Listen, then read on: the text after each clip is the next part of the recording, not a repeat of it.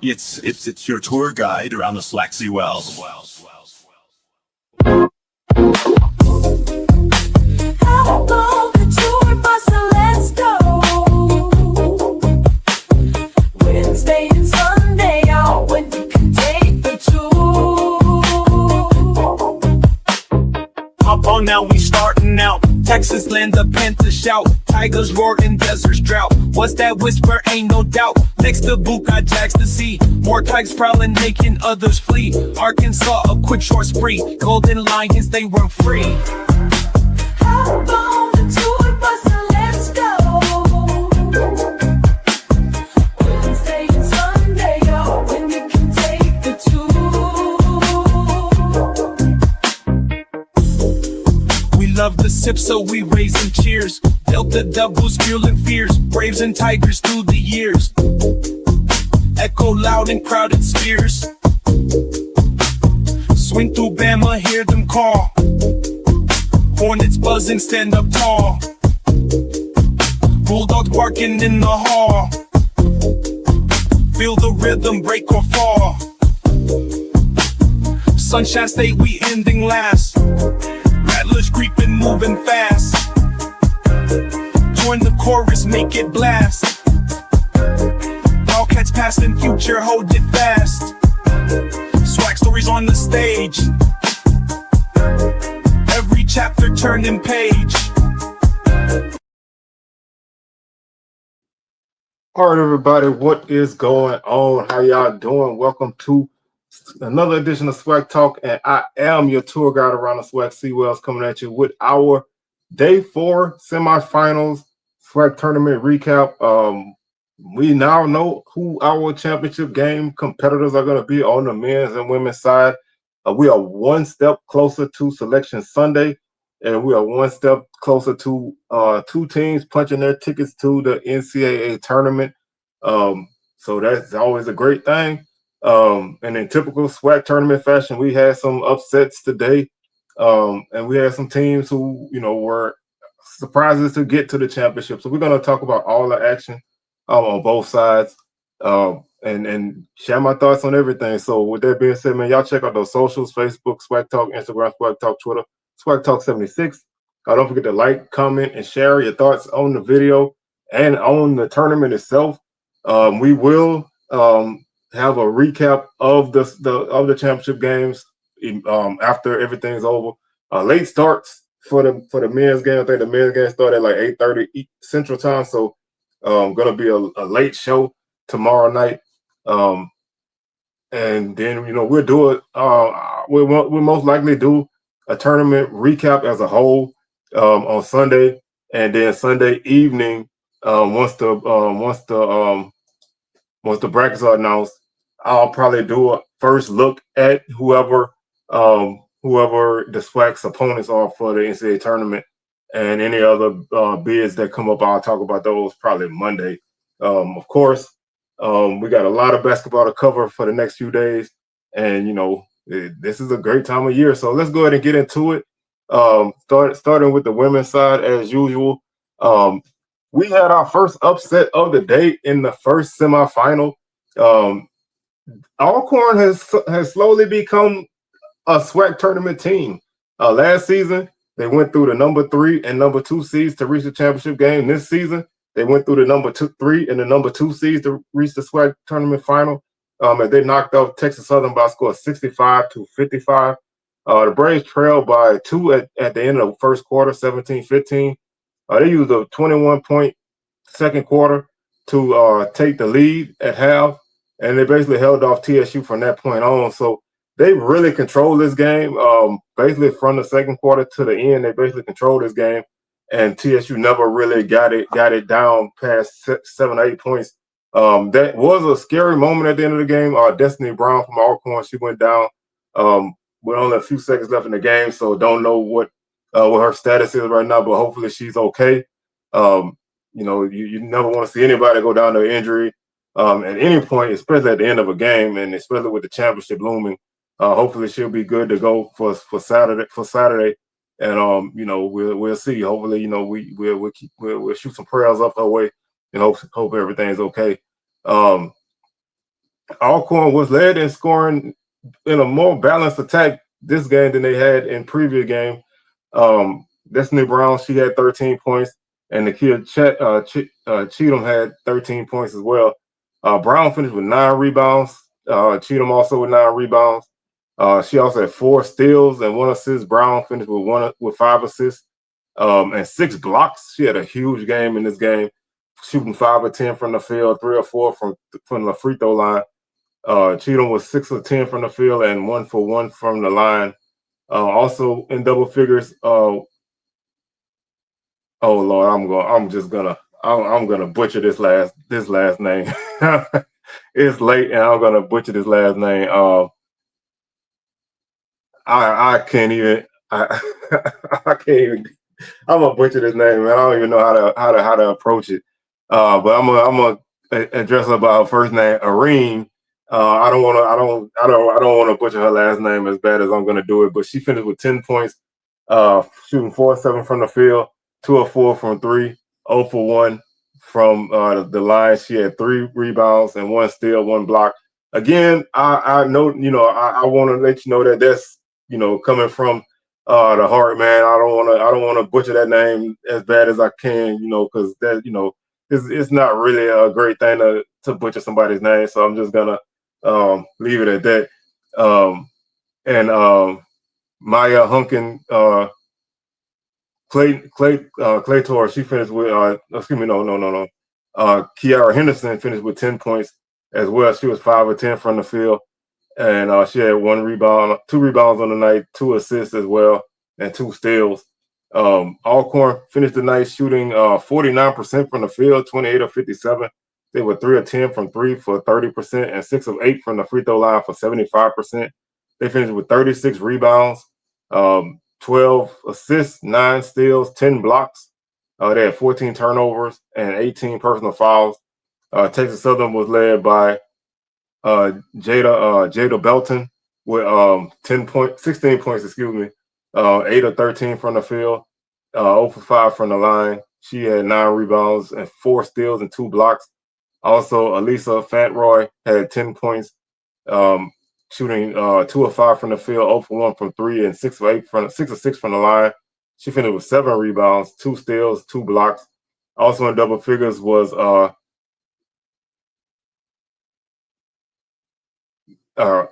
Harris with 10 points, 4 of 9 from the field, 2 of 2 from the line, 7 rebounds as well. TSU finished shooting 29% from the field, 20 of 67.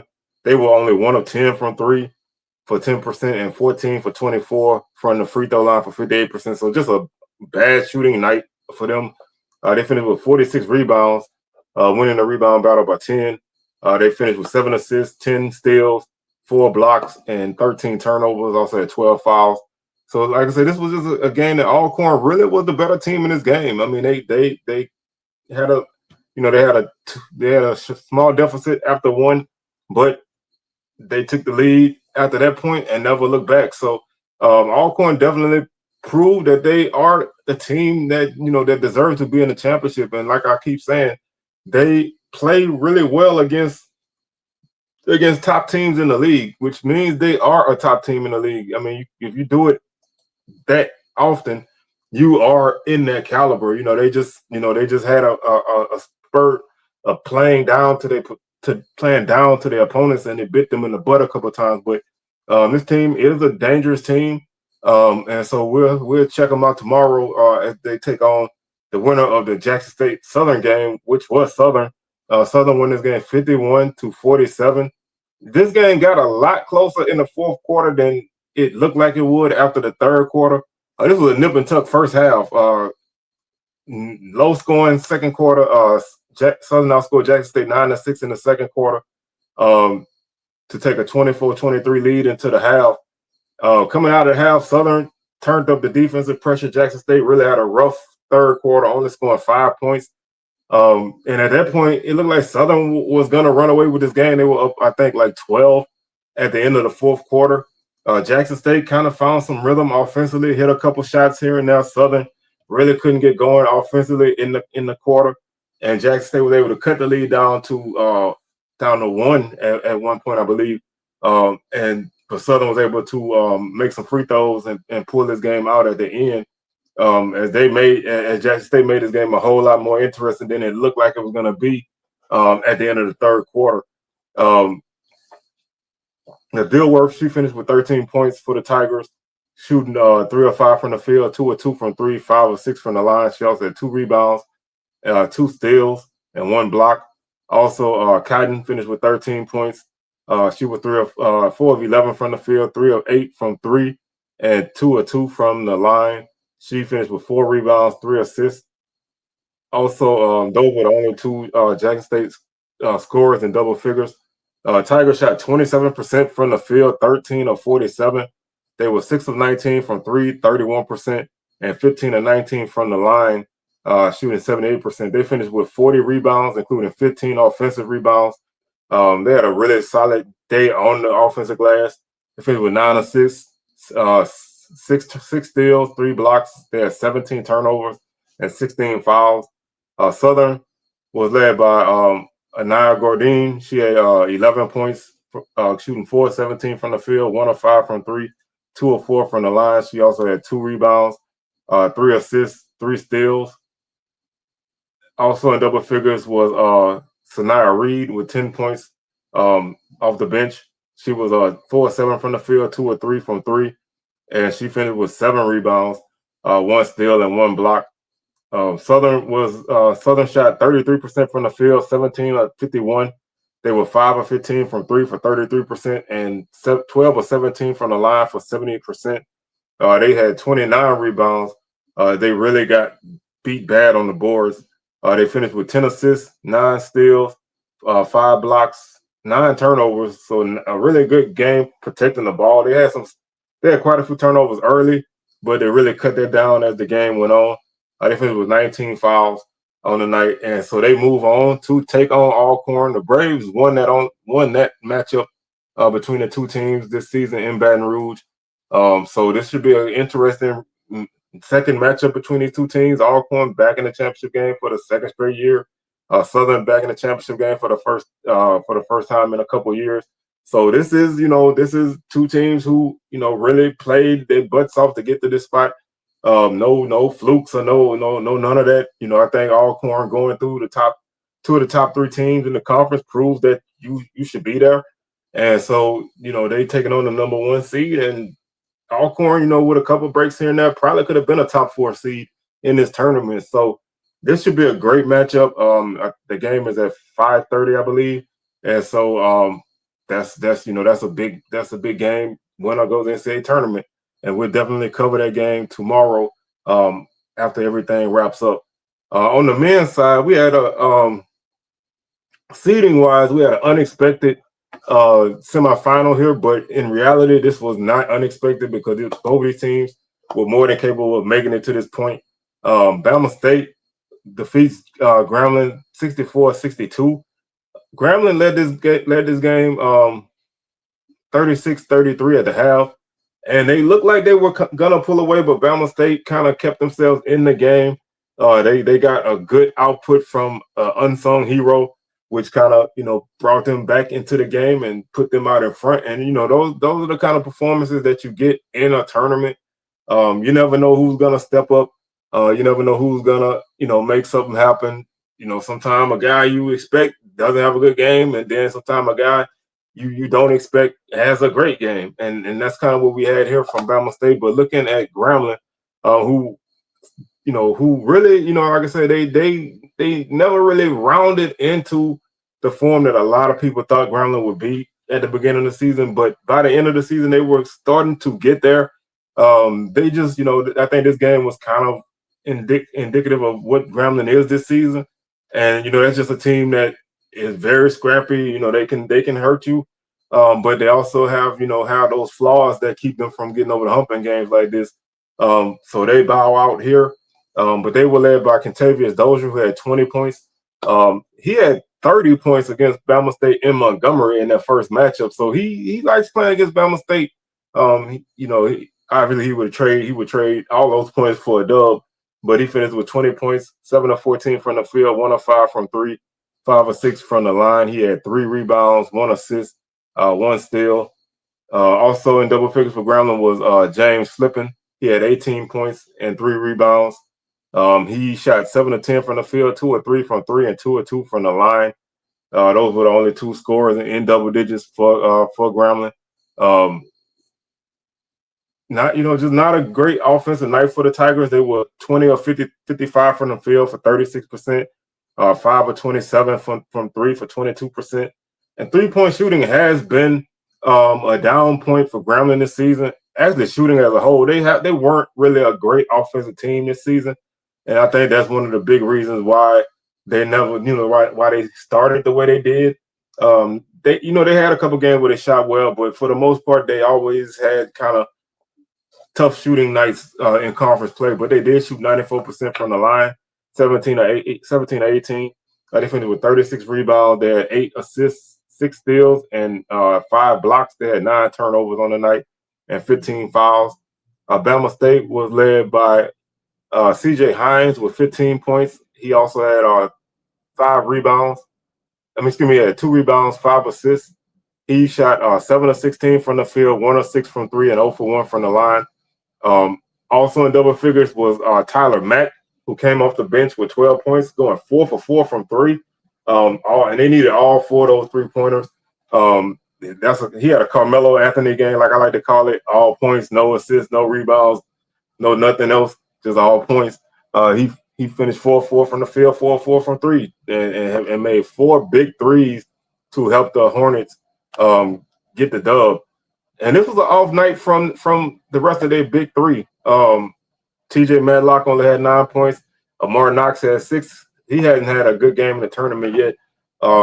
So they did not play exceptionally well in this game comparatively to how they played the last few games of the season, including a matchup with Grambling on last Saturday. They just were able to survive and then survive in advance. So they shot 35% from the field, 23 of 64. They were 7 of 25 from 3 for 28%, which is down from their 14 threes they made the other night. They had 42 rebounds, so they won the rebounding battle by 6. Finished with 16 assists, 6 steals, 2 blocks, and 8 turnovers, which is basically right at their average. It was a pretty clean game when it comes to turnovers and fouls. Their game combined 17 turnovers and combined 27 fouls. That's not bad for SWAC play, especially in the tournament. So this was a game that Bama State kind of fought and clawed and kept themselves in the game. Grambling could never fully pull away, and that kept the door open for the Hornets, and it allowed them to have that good effort from Tyler Mack to make those 4 threes to keep the Hornets in the game and then put them out in front. Mikael Stevenson had a chance to win the game for Grambling, but came up short. And so Bama State advances to their first SWAC championship in quite a while. And they'll take on Jackson State, who defeated Bethune-Cookman by a score of 71-50. This was a game, it was nip and tuck for a while early. Jackson State pulled away, but Bethune kind of chipped into that lead early in the second half, but just could not get over the hump. They got it down, I think, like 6 at one point, and they just never could get it beyond that. Jackson State started to pull away, and Bethune just really could not get any shots to fall. They had a tough shooting night. They did get 14 points from Daniel Ruzon. He was 6 of 15 from the field, 1 of 2 from 3, and 1 of 1 from the line. He also had 8 rebounds. Also in double figures was Braylon Freeman. He was 4 of 16 from the field, 0 for 5 from 3, and 3 of 3 from the line, finishing with 11 points and 3 rebounds, one assist, and 1 steal. Off night for Trey Thomas. He only had 9 points. That's their top guy. He only had 9 points on the night. Nobody else really in the starting unit really had any kind of impact on the game in terms of scoring. Khalil Kamara did have 8 points, but he had a bad shooting night from 3. And the Wildcats just had a rough night shooting the ball all in all aspects from the field. They were 20 of 79 from the field for 25%. They were 3 of 28 from 3 for 11%, 7 of 10 from the line for 70%. They did have 44 rebounds, including 20 offensive rebounds, but it couldn't translate those offensive boards in the points. They finished with 10 assists, 8 steals, 1 block, and 6 turnovers. 6 turnovers and 15 fouls. Jackson State got a big game from Deshaun Ruffin. He finished with 25 points, including a barrage of just crazy shots, layups out high off the glass, and crazy spin moves. But he finished with 25 points, 9 of 18 from the field, 2 or 3 from 3, 5 or 6 from the line. He had 4 rebounds, 3 assists, and 1 steal. Also in double figures was Jamie Mitchell Jr. off the bench with 16 points. He also had 5 rebounds, and he was 6 or 7 from the field, 4 or 5 from 3. And Shannon Grant finished with 10 points and 8 rebounds. Also had 4 assists, including a nice dime that he dropped off to Mitchell in the corner for a 3 to kind of put this game on ice.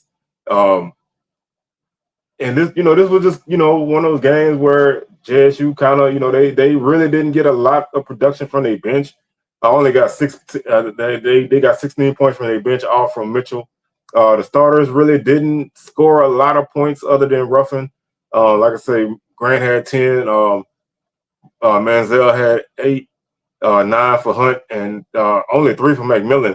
So if this really wasn't a good game for them in terms of the way that they've been playing all season, but it's survive and advance. Whatever it takes to get to the next round, that's what you do. And, you lean on your guys who going to get them buckets for you, and that's Ruffin. You put the ball in his hands, and he's going to either create or he's going to score. And this was that kind of game. Bethune had no answer for him, and they had no answer on the offensive end for Jackson State in any way. They settled for a lot of shots outside. And when they did get inside, they were unsure of what they wanted to do. Jackson State finished the night shooting 45% from the field, 22 of 48. They were 8 of 13 from 3 for 61%. They were 19 of 23 from the line for 82%. So really great shooting night for the Tigers all over. They finished with 43 rebounds. They had 14 assists, 3 steals, 3 blocks. They had 14 turnovers and 13 fouls. So this wasn't a pretty game in terms of, how everything came together, but it was a solid game for Jackson State, and it was exactly what they needed. You just want to get past that team and get to the next round. You don't want to look ahead, but you don't want to waste time on teams. And I say it all the time, man, when you got a chance to put your foot on somebody's neck, you put your foot on their neck. And that's what Jackson State did. You don't let people get back in the game. And that's championship caliber basketball.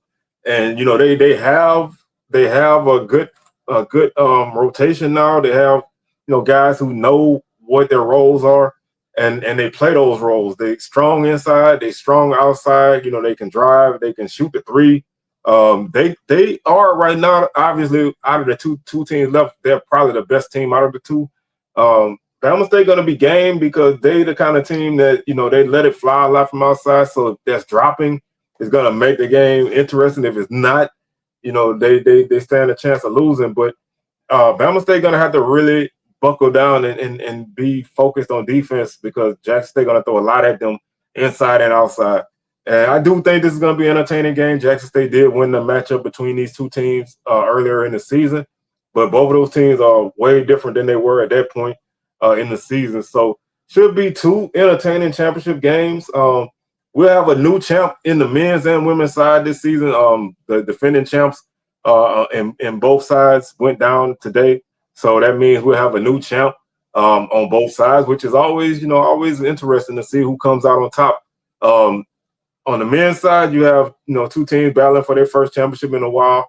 On the women's side, Alcorn has been a minute since they won. Southern won a couple years ago. So you're gonna have somebody who hasn't really won one in a while on both sides possible. So this makes it for even more entertaining storylines, and should be 2 good games. And so I'm looking forward to both championship games. And like I said, we'll be back tomorrow night to recap these games, and then we'll be back Sunday with kind of a wrap up of the tournament. Just overall thoughts and just looking back at the tournament as a whole. And other than that, then we'll have probably, I'm gonna try to have some kind of first look at whoever the SWAC opponent is in the NCAA tournament. Just kind of a quick look, you know, kind of find a couple games and watch them and get an idea who that team is and what they do. So with that being said, man, I'm your tour guide around the SWAC Seawell, signing out, and I'll catch y'all on the rebound. Don't forget my SWAC championship picks will be dropping tomorrow morning. So make sure y'all check that out. I've been getting my butt kicked, but it's fun to do. So y'all make sure y'all check that out and then come back for the recap tomorrow night. So I'm going to holler at y'all, man. Y'all enjoy y'all night. Y'all be safe. And I'll see y'all tomorrow.